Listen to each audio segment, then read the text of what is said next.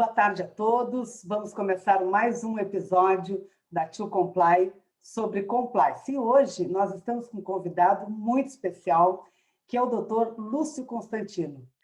O Dr. Lúcio é advogado criminalista, aliás, um dos maiores criminalistas que o Brasil tem.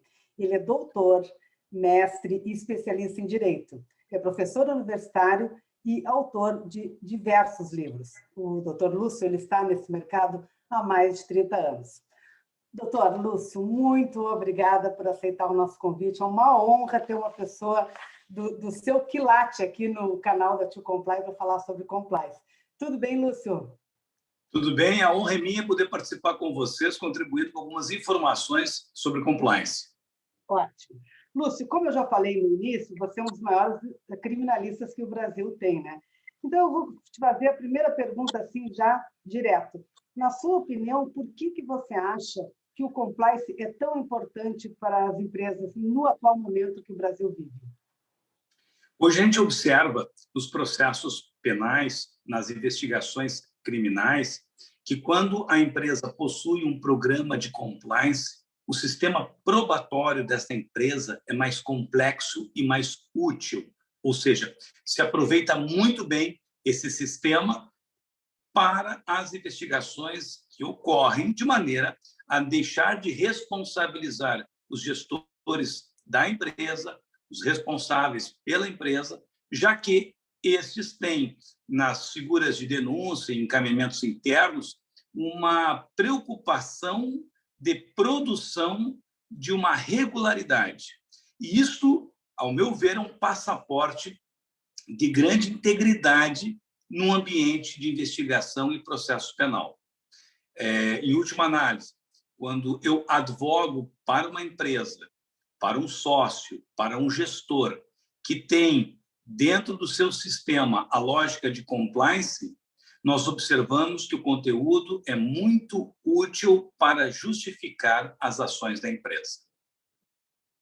Lúcio, a gente vê, né, por exemplo, as autoridades elas estão percebendo que quando a empresa ela teve o cuidado de implementar um sistema de compliance, um sistema de integridade, ele está dizendo que ele quer cumprir as normas, né? Que ele quer estar dentro dos procedimentos, enfim, atender às leis. E quando acontece algum sinistro, vamos dizer assim, que é já quando você é chamado, né, Lúcio? Porque você só é chamado quando já a situação já está gravíssima, né? Ninguém chama você pela profilaxia, né? É porque já deu o problema e aí o criminalista tem que entrar e sempre entra a toque de caixa, né? E uma vez eu vi numa das suas palestras você comentando que quando o cliente não tem isso, que você acabou de falar, as próprias autoridades perguntam, né? Mas essa empresa não tem um programa de integridade? Quer dizer, a própria autoridade policial já está questionando isso, né? Então, eu vejo assim, ó, que é um caminho sem volta ao compliance, né, Lúcio, para a gente fazer uma sociedade melhor aí. É verdade, porque no ambiente da investigação, eu já fui muitas vezes questionado sobre o compliance, sobre o ambiente interno da empresa. Isto não é algo incomum. E um dado interessante é que hoje a gente percebe que existem muitos chamamentos da advocacia para este ambiente profilático, ou seja, de uma preservação do direito, na ideia de que o que eu posso fazer para não criar problema.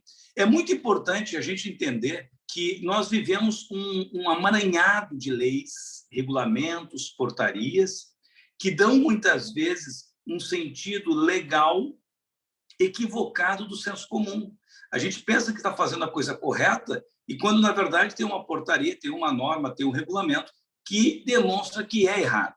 Daí a necessidade de um bom assessoramento de compliance. Veja assim, a To Comply ela entrou num segmento muito interessante que foi pequena e média empresa, né? Ou seja, levar o sistema de integridade para pequena e média empresa é uma forma de aproximar esse pequeno empresário, esse médio empresário, dessa complexidade toda que você falou aí, né? Que são as leis, enfim, tudo que tem que se fazer. Então, eu vejo que é um caminho muito bom, né, e muito didático, onde uma série de profissionais se reúne para poder atender essa demanda do pequeno e médio empresário, né? E agora, Lúcio, quando a Lei 12.846, né, a LAC, bem conhecida, né, ou a Lei da Empresa Limpa, como é chamada, que ela entra com essa responsabilização, né, da empresa e de seus administradores. Isso deixou os empresários mais atentos, né? E aí, por isso que eu vejo que esse caminho é um caminho realmente a ser seguido, e que bom que advogados como você, por exemplo, estão dando todo esse apoio para que as pessoas possam entender como funciona, né? E eu quero te fazer uma pergunta que é a seguinte: o compliance, a gente sabe que ele mitiga alguns riscos, né? Riscos do empresário, do seu patrimônio, enfim. E como é que você está vendo isso no dia a dia? Como é que você está enxergando essa questão da análise de risco? Isso tem sido uma presença, isso tem tido uma presença muito clara. A gente observa nos contatos com clientes, com empresários, inclusive com seguradoras, os questionamentos sempre desse ambiente de compliance. Não me parece, excepcionalmente, que haja hoje condição de uma empresa grande, de uma empresa média, se afastar do compliance. E, com relação à empresa pequena, ela tem muitas vantagens e até benefícios que, num longo prazo, demonstram uma composição de lucro, já que ela aproveita maior o potencial jurídico que ela tem junto ao seu desenvolvimento. Então, a gente percebe, isso aí é nítido, que as empresas hoje têm uma tendência de explorar muito compliance, e aquelas pessoas que estão iniciando, pelo menos a gente observa que estão buscando conhecer o compliance. O compliance não é uma regra que a gente vai observar, por exemplo, na Lei 2.846, que seja somente vinculada ao ambiente público, naquilo que se diz empresas públicas. Não, nós temos a necessidade de compliance dentro da empresa, no próprio ambiente trabalhista, no próprio ambiente financeiro, no próprio ambiente administrativo. E isso, sim, tem sempre uma conexão de compliance. Daí que a realidade de se trazer o compliance nesse ambiente empresarial é algo que não tem como mudar. A segurança que se dá para uma empresa é a mesma segurança daquele indivíduo que faz um seguro de um bem. Ele sabe que está andando de uma maneira correta e tranquila. Exatamente, foi boa a sua alusão à questão do seguro de um bem, né? Porque a gente sabe que a empresa que tem um sistema de integridade implementado, ela inclusive atenua multas, né? Que possam vir em função de ter algum sinistro.